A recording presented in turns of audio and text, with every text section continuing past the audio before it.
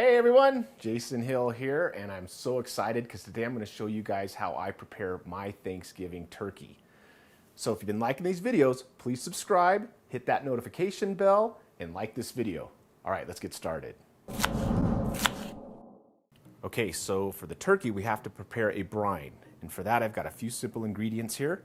I've got about 5 fresh bay leaves, small bunch of fresh sage, small bunch of fresh Italian parsley, tablespoon of dried thyme, cup of sea salt, and a 1/4 cup of whole peppercorns.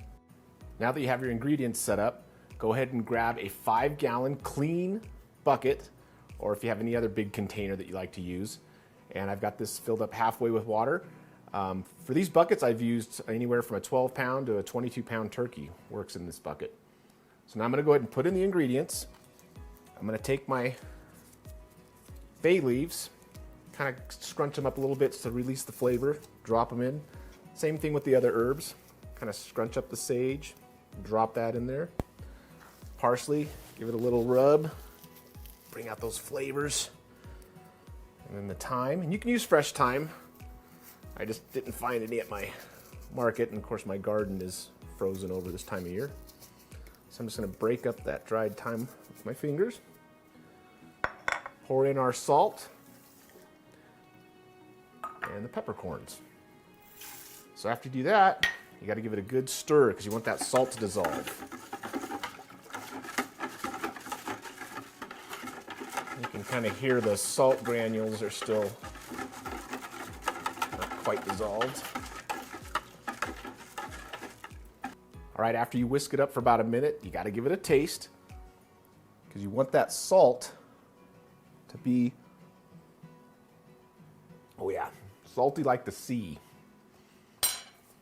Perfect. All right, I've already prepped my turkey. I've got just over 12-pounder here. Removed the neck and the giblets and rinsed it. So it's ready to go into the brine. Okay, let's slowly put the turkey in. Drop it in nice and slowly. You don't want to cannonball it in there. You have a big mess on your hand. You want to make sure it's completely submerged. And the water gets into the cavity. Perfect. And if yours doesn't submerge, you can always add more water, maybe a little more salt too. All right, I don't have a lid for my bucket, but I do have plastic wrap. So I'm going to take a few sheets, come over the top.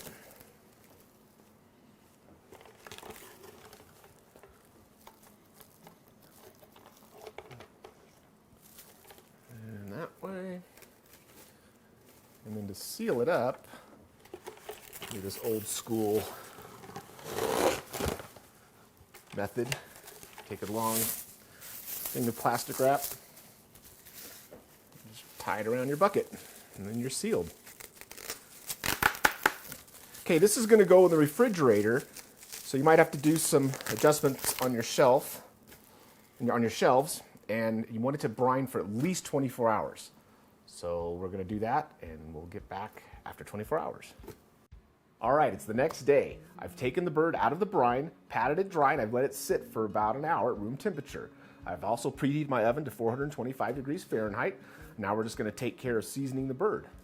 Okay, so I've got some sea salt. I'm going to have some fresh cracked pepper, a couple of fresh bay leaves, about 6 cloves of garlic, chopped up a celery stalk, a little bunch of fresh Italian parsley, half an onion that I quartered, and then here we have 1 tablespoon of dried marjoram, 1 tablespoon of dried sage, and 1 tablespoon of dried thyme leaves, and then a stick of melted butter. And we're going to add half of the dried herbs to this butter. Break them up with your fingers. This is going to be our basting butter. Oh gosh, I can smell those herbs. I love Thanksgiving. Okay, so now we're just going to stuff the cavity. And I like to sprinkle some of those dried herbs in there, followed by some sea salt. Let's get our parsley in there.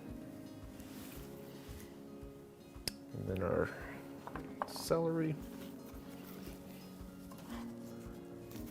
Get those onions up in there. garlic cloves, and then a couple of the bay leaves. And these are fresh, but if you have dry, that works just as well. I just had leftover fresh from the brine mix. And I just like to spread a little bit of the melted herb butter along the top right here of the breasts. And of course we'll go take care of the thighs as well. You don't need a whole bunch to start with because we're going to be basting this throughout the cooking process. Just get a nice amount on there. And then a sprinkle of salt. And a little cracked pepper too.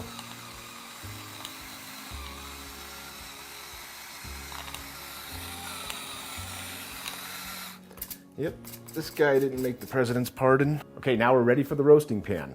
So I have my rack here, and what we're gonna do is we're gonna roast the turkey for the first 40-45 minutes, breast side down. But you don't wanna just put the bird directly on the rack. I'm gonna recommend taking a piece of foil, laying that down on your rack, put some cooking spray on there so the bird does not stick.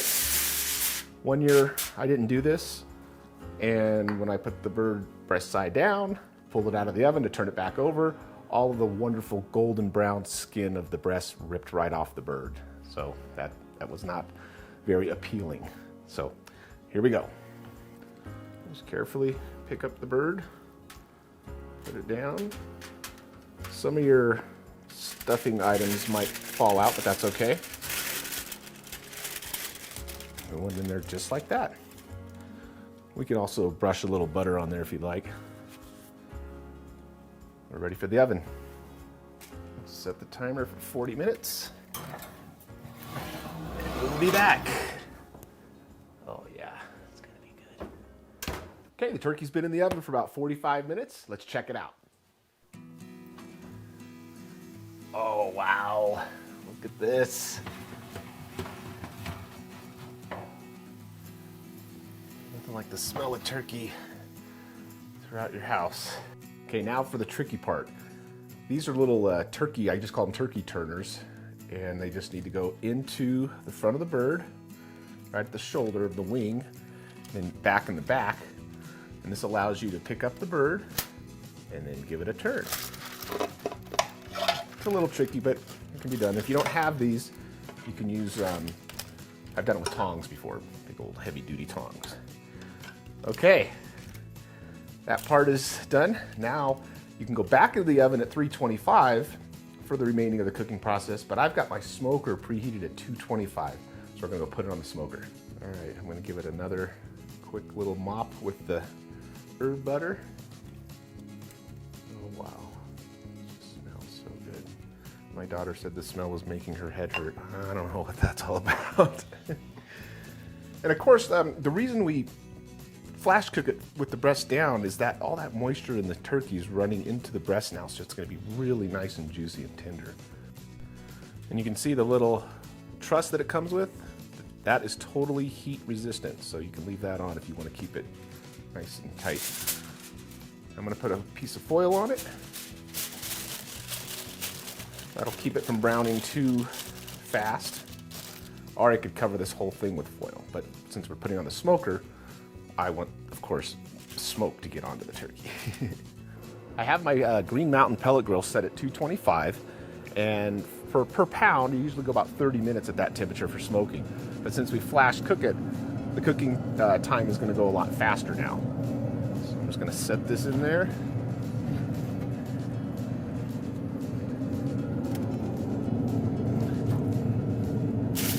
I'll come back out in about a half hour and start basting it. More peek. Look at all that smoke coming off. Oh yeah. All right.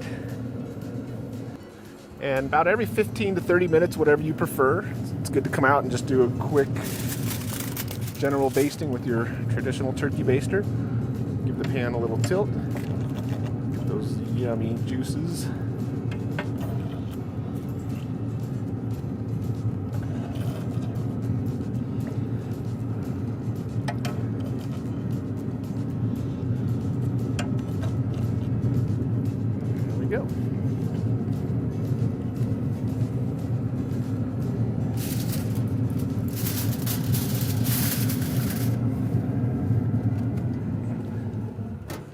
Okay, it's time to check the temperature of the turkey. Oh, wow.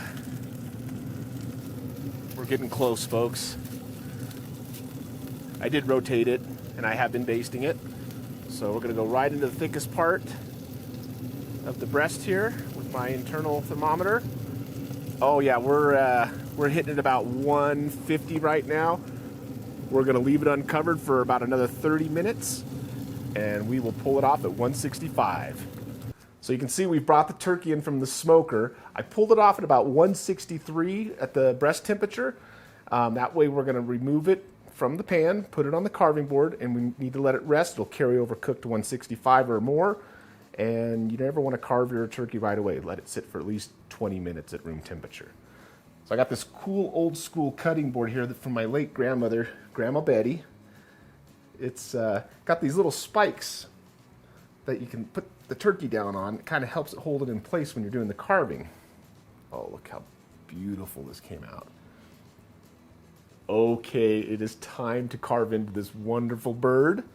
And I have to save this for my brother-in-law every year because this is his favorite part.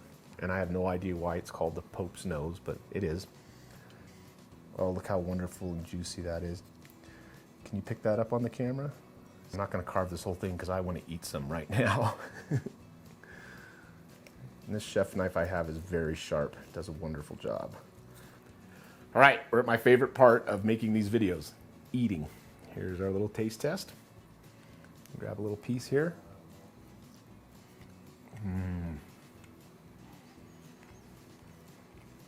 Very tender, very juicy, very flavorful.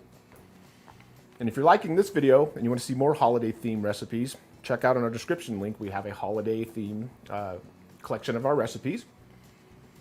And once again, subscribe.